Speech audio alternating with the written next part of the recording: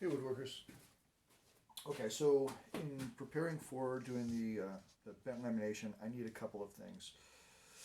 So I'm going to be creating the bend out of MDF. 3/4 inch MDF tends to work great because you can get the most thickness out of this material. And then I'll just stack these things up by however many layers I need.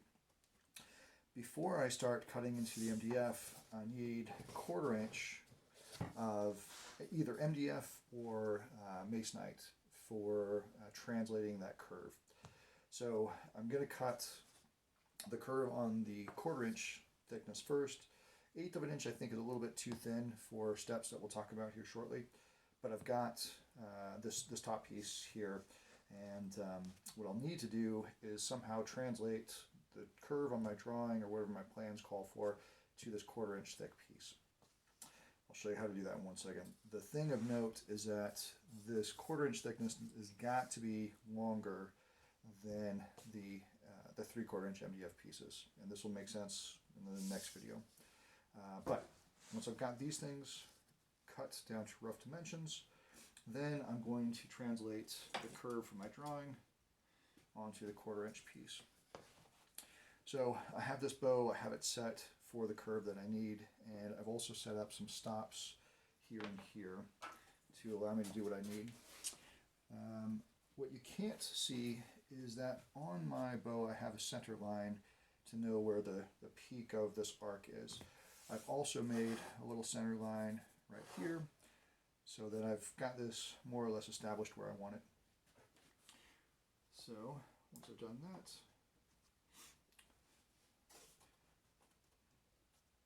I'll shift these things around.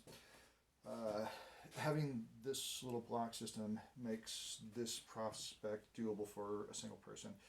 If I didn't have these clamping tools, then traditionally you would have to have another person hold this bow while you trace the curve. And being an only child, I've been told that we are uncomfortable asking for help, and I think that is accurate based on my experience. Okay, so any other only children out there will know exactly what I mean. Alright, so now I have this curve. I'm going to take this to the bandsaw. I'm going to cut it, but I'm going to cut it just a little bit heavy of this line. I will never get a true enough or a good enough curve off of the bandsaw to be able to do the next steps we need to.